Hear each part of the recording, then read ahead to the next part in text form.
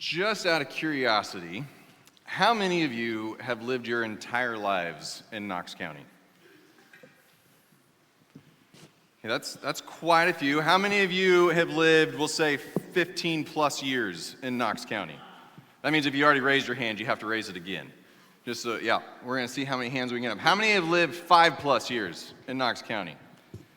Yeah, that's a lot of hands going up. Now, there are a few of us who have been here less than 5 years, but in Knox County, what I've found very quickly, in fact, even when we just came to visit, was that a lot of people here are lifers or close to lifers. I mean, people who have lived here for many, many years, they've raised their kids in this area. When we live in an area for a long time, the idea of leaving an area becomes very difficult, does it not? Now, yes, I understand that there are some who are like, once I've lived somewhere for a little while, like I can't wait to get out. But the longer you live in a spot, the more connection that you have to that spot. The more you know, these are my favorite restaurants, these are my favorite people, these are my favorite places to be and things to do. You kind of get to know the lay of the land. And the idea of leaving all that behind and starting over somewhere else becomes more and more difficult the more comfortable we become with that. Generally speaking, human beings don't like change. Now, there are some who are the outliers, like myself, who actually get excited about a lot of changes. But generally speaking, human beings don't like change. So my question for you this morning is, what would it take to get you to leave Knox County? And now when I say leave Knox County, I don't mean move to Lawrenceville, where you still do everything in Knox County. Okay, I don't mean go down to Evansville, to where you still come back and visit all the time. I mean leave Knox County. How big of a dream would there have to be on the table to get you to leave, not with the plan of coming back, but to actually leave Knox County? How big would that dream have to be? For some of you, big. I don't know whose voice, was that you, Don? Yeah. For some, it's like, no, that'd have to be really big. There are others of you that are like, honestly, if somebody called me tomorrow, I'd be like, boom, I'm out of here. I can't wait. But for a lot of us, it'd have to be a pretty big dream. Or on the flip side, I'd ask you, how bad would things have to get before you would leave? And I mean truly leave. A lot of times, those are the two things that it takes to get us to leave a place that we're comfortable with, or to really just change anything in our lives that we're comfortable with, is it either has to be a really big promise that gets us to change, that gets us to move, or things have to really fall apart to the point that we understand that the only way to move forward is to change and to move. So this morning, I'd like us to consider that question. What would it take for you to leave and to follow a dream? With great anticipation, and possibly some nervousness, the wise men traveled. Every day they moved farther from the downhearted world with which they were familiar with. They traveled toward a future and a hope. With the passing of every day, their hearts would swell with the hope that their scriptures that they had heard would be fulfilled and that the turmoil would be no more. Fulfilled scriptures, man. What excitement. A promise revealed. Wow. But can we acknowledge the starting place of this hope? For years and generations, there was heartache and suppression that lingered over God's people. And the only assurance that change would come and be found in the promises of God's word, that he would send a deliverer. Man, can you imagine your despair when year after year after year after year, that dream just didn't come true?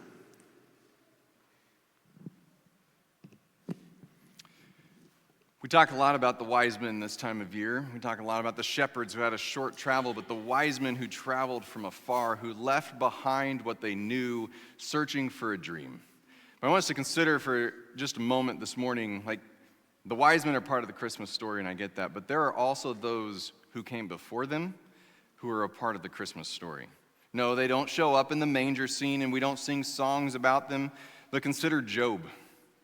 Job, who lost everything, whose world fell apart. If you don't know the story of Job, I encourage you to go and read it and read about the story of his entire family, minus his wife, dying through one way or another. All of his servants, all of his animals, all of his plants, his crops being burned up. Everything Job had, he lost, except for a wife. Which sounds like a great thing, except that wife told him to curse God and die. So, pleasant woman to live with after that moment, yes? Or consider Hannah. Hannah, who desperately, desperately wanted a child, and yet couldn't have a child. It just wasn't working. And she prayed over and over. In the midst of her deepest pain and her deepest despair, she never lost sight of the one that she was to worship. She never gave up on him. She never ceased to worship. These were people who had come before the Magi. These were people who saw a promise and kept their eyes on that promise. They kept their eyes on a dream that was bigger than any of the circumstances that they were in. And then we come to these people called the Magi, and we sing songs about them. We sing songs about the three kings who brought these gifts, and the truth is, just a little bit of background, we don't know how many there were. They go by a lot of different names. They go by the wise men, the Magi, the three kings. It doesn't matter which one you want to call them. We don't know how many there were, and they go by a lot of different names. And no, they didn't show up in the manger scene like we often have them, when we set things up at this time of year.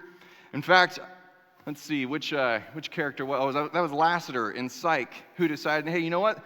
The wise men actually need to be in the room 2 doors over during this scene where Jesus is born. But the truth is, none of that matters.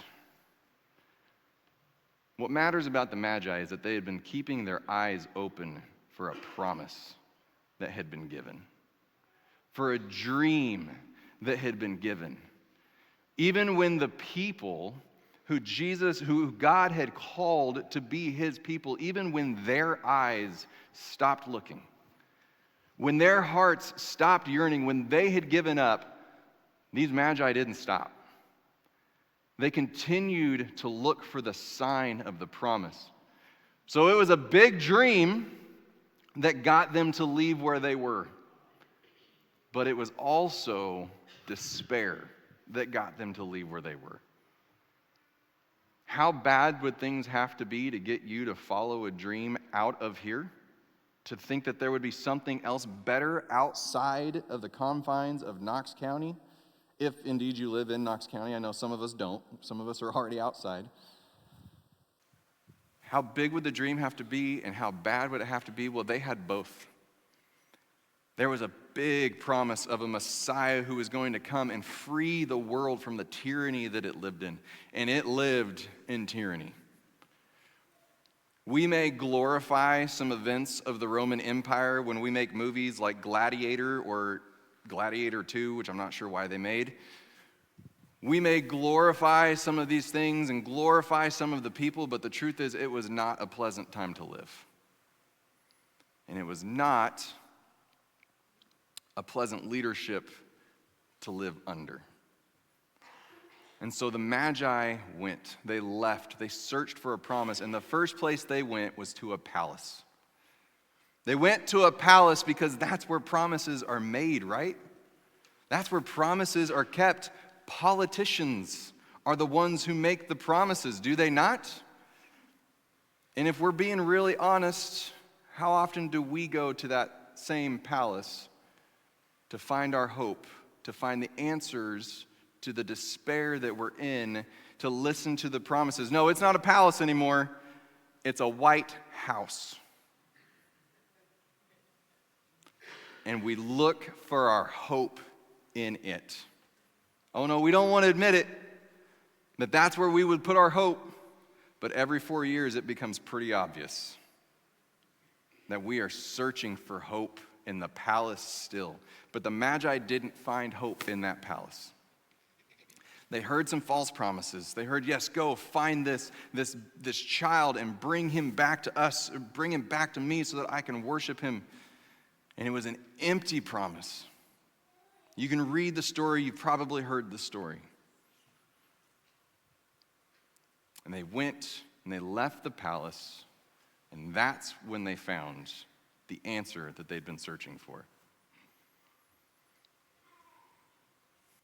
Hope keeps us connected to the natural and the divine. Circumstances, things that are in our current situation. Perhaps that's a medical diagnosis, lack of money. Maybe it's a power, the current position and power that you might not have. Those circumstances can make it so hard to believe that our desires can come to pass, and can make it even harder to believe that those are part of God's plan for us. Hope is in the impossible that God says will be so. The hope giver has not disappeared even when all seems lost. Happiness only disappears when we place it in the wrong people or in the wrong places. I was thinking of that song recently that we've sung here several times. And actually, as I was kind of reading through what they were going to be reading, it really just started reverberating in my mind that Christ is my firm foundation, the rock on which I stand. When everything around me is shaken, when all those circumstances in life are coming at us, I've never been more glad that I put my faith in Jesus. 'Cause he's never let me down. He's faithful in every season. So why would he fail now? He won't. But church, I wonder this morning, do you feel more or less hopeful after the results of November 5th? And for those of us who are going, November 5th, what was that? After the results of the election, do you feel more or do you feel less hopeful? If you feel either of those, I wonder if maybe our hope is misplaced. When you received a raise or didn't receive a raise, as we get to near the end of this year, do you feel more or less hopeful? And I wonder if we feel either one of those, if perhaps our hope isn't misplaced. Or when you've received a health diagnosis, do you feel more or less hopeful? And I wonder if we feel either one of those things, if our hope isn't misplaced. That if the circumstances of this life can change our hope, can make us feel more or less hope, then perhaps our hope is actually misplaced, because hope is not to be changed by the circumstances that are around us. When it's put in the right place, then anything that goes on around. Now, I'm not saying that those things don't matter, and I'm not saying that you're not going to feel emotions about them. Emotions are a very real thing, and emotions are a gift from our God, from the one who created us. As we read the stories of Jesus and we read about the interactions that he had with people, we can see very clearly Jesus felt emotions. He felt moments where he wasn't jumping up for joy with everything that was happening, where he was weeping, where he was in anguish. But that doesn't mean that his hope wavered, because his hope wasn't in the circumstances that were going on around him. His hope wasn't in whether or not his disciples were deserting him or staying beside him. His hope wasn't in whether or not the people loved him or the people hated him. His hope was simply in the Father. Period. And so while he may have had emotional responses, his hope did not waver. This is what we many times refer to as the season of hope, or the season of joy, or the season of love, the season of peace. We use all of those words, but so often that hope is placed in the traditions that we have, or that joy is placed in the traditions that we have at Christmas time, or in the gifts that we hope to get, or visions of the perfect mix of family time with no disagreeable moments that would happen, no children arguing, no spouses arguing, no parents arguing with their children. It's the perfect moment, and mixed in with that, the perfect amount of alone time. That's what I hope for this Christmas. If I can get all of that, then I can be full of peace and I can be full of joy. And we all know that it's never going to happen, but yet we hope for it anyway. Perhaps our hope is in the wrong thing. But that doesn't mean we shouldn't stop and look at what our hope is in, because that begins to show us a little bit about our lives. Maybe we should ask the question, what do our hopes reveal about what's missing in our lives? If I'm desperately hoping for that alone time and that quiet, then perhaps what's missing in my life is peace.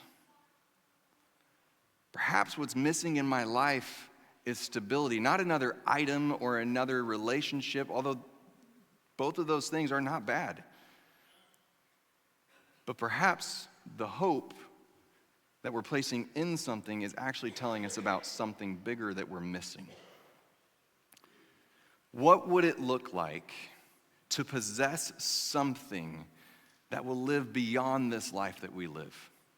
What would it look like to have our true hope in something that will not go away, that we won't get to February and wish that we had a newer of whatever it is, or realize that it didn't bring what it promised to bring? Church, what if we dared this Christmas to truly listen to the longings of our heart? Not the longings of our lust, and I don't just mean our sexual lust, but I mean our lust and covetousness of the things around us. Or truthfully, we can covet the relationships that other people have because we don't have those. What if the problem is not in the hopes we have, but the problem is in what we expect to fulfill them? What if they are in the wrong people and the wrong things? What if, like buildings built on the wrong foundations, our hopes are placed on faulty foundations?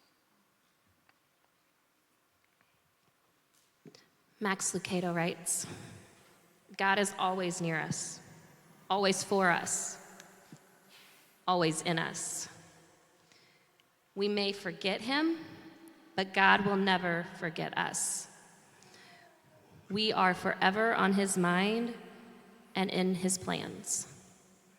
He called himself, and this is also in Matthew chapter 1, verse 23, says he called himself Emmanuel, which means God with us.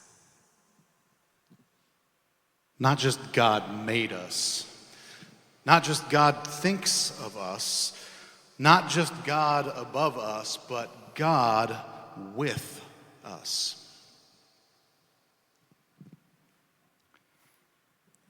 I want you to sit in that for just a moment. That he's not just the God who made us, he's not just the God who thinks of us, he's not just the God above us, but that he is the God with us.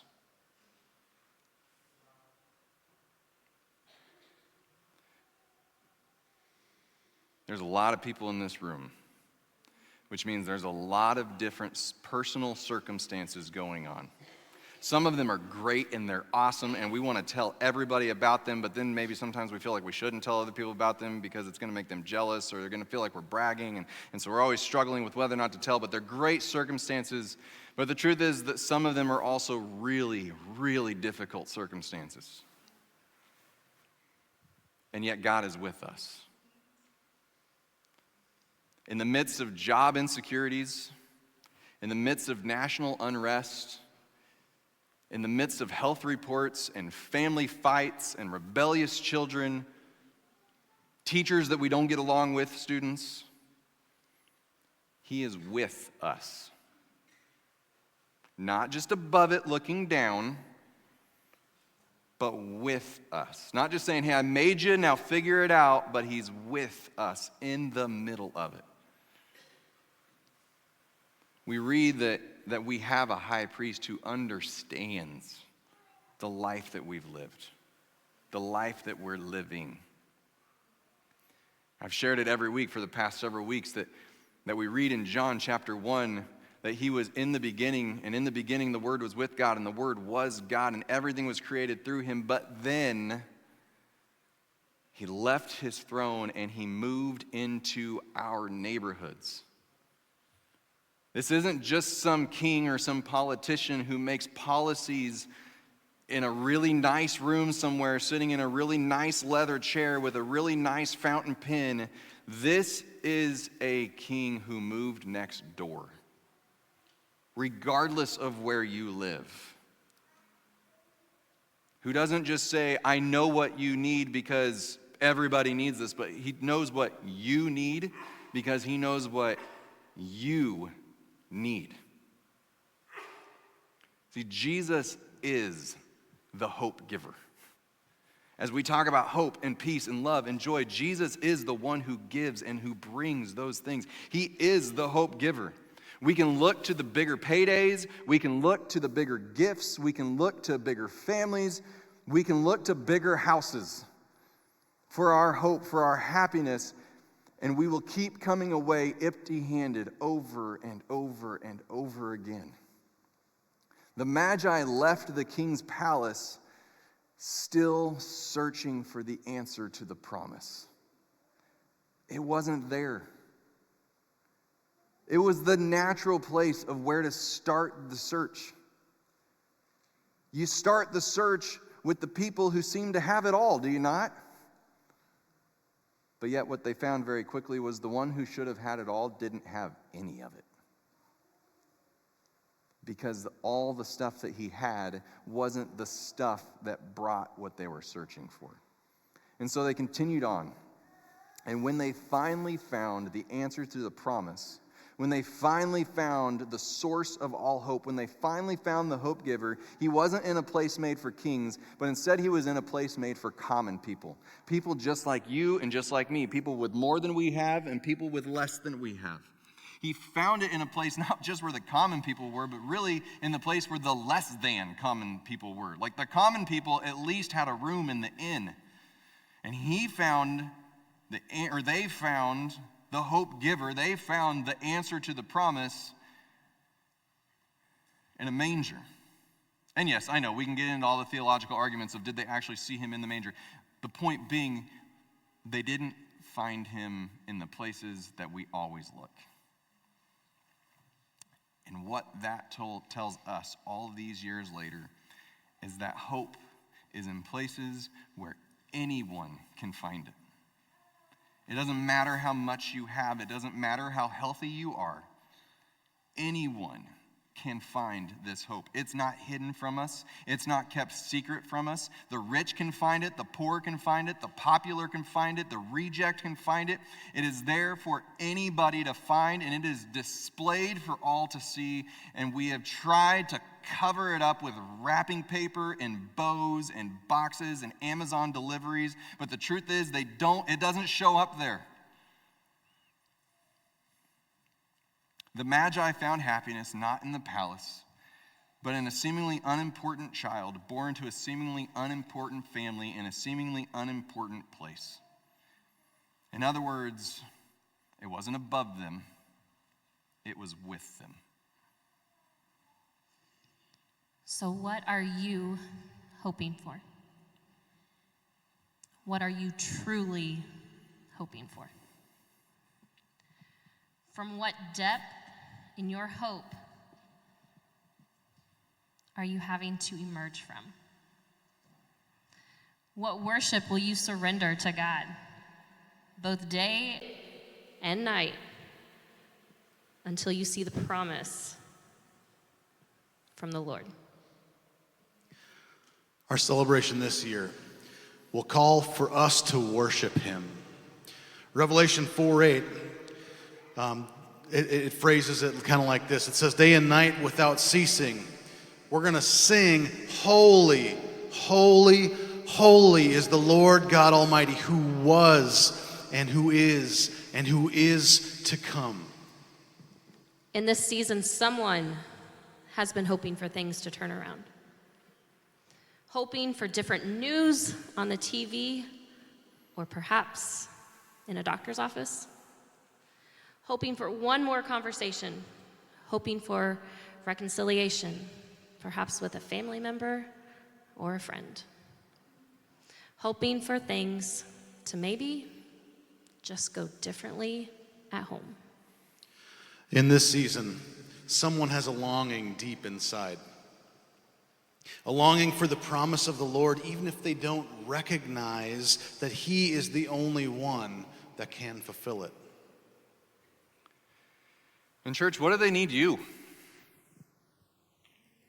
What are they searching and they are longing and they need you? They need us. I mean, if they turn on the TV, let's be real. They're going to hear that hope and happiness, peace, love, and joy, they're found in bigger houses, they're found in the right makeup, they're found in the right surgery, they're found in the right pill, they're found in the right gift, they're found if you get and spend enough time on Amazon or Walmart.com. They're not going to hear about Jesus. And what's going to happen is they're going to continue to walk away searching for that which all those things have promised. It's going to come in the mail, and they're going to wrap a piece of paper on it, and they might put a bow on it, and they're going to put a name on it, and someone's going to open it, and they're going to be excited, and it's going to be great for a little while, and then it's going to fade. And I've said it every week for the past several weeks. There's nothing wrong with buying gifts for people. There's nothing wrong in receiving gifts and being excited about receiving gifts until we have put our expectations for the hope that we are looking for into those things. So what if the person who is longing for hope, the person who is hopeful for peace in their lives, the person who is struggling with anxiety, the person who is struggling with depression, what if you are the one that they need? What if Jesus has called you to leave your comfort zone, whether that be literally to leave Knox County or just leave your house and go and share the hope of the world with somebody else? What if as you are walking through Walmart or JC or wherever it may be and you see that person who just looks beat down and as if they're about to give up? It's incredibly uncomfortable, and I get that. But what if they just need someone to let them know that it's going to be okay? And not just because everything works out and yada, yada, yada, but because there is a hope giver who has already come and who is out there for everyone to see. Church, what if they need you? What if they need me? Our world is searching in bigger castles, or in castles in bigger houses. But the hope of the world was first seen in a manger. Hope? Hope then lived in obscure villages. Hope then went to a cross. Hope? Hope then was buried in a tomb. Hope then rose from the dead. And finally, hope ascended to a throne, leaving us a promise. And that promise was that he would return to us one day. The kingdom, the power, and the glory are not found in bigger houses, but it is found, church, in the hope giver. God, this morning as we come together and we sing one more song, I pray that you would receive our worship this morning. I pray that as this Christmas season goes on, that our our hopes and our search for peace would not be found in the things under a tree, but that they would be found in you. That we would be able to find the joy of giving without having joy being all wrapped up in what was given. God, it's a difficult thing for us as humans, and you know this. You lived with us. You walked among us. You were one of us. It's a difficult thing for us not to get wrapped up in all of this. Not to allow circumstances to erase hope, but instead bring fear into our lives or anxiety into our lives. God, you know perfectly well that we live in a world full of wars. We live in a world full of people attacking one another, neighbors tearing one another down, people stealing and lying and cheating to get ahead, all in search of a dream that won't follow through. God, we live in a country that talks a lot about an American dream. And we can get so wrapped up in the pursuit of that American dream that we forget that you are the hope giver.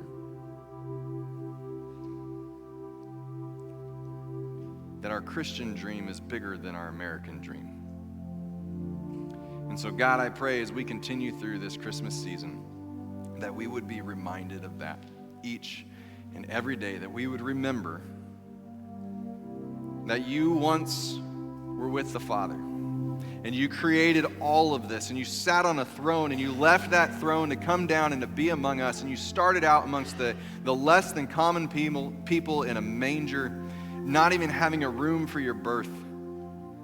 And then you had to go on the run because people were already after you to take your life away.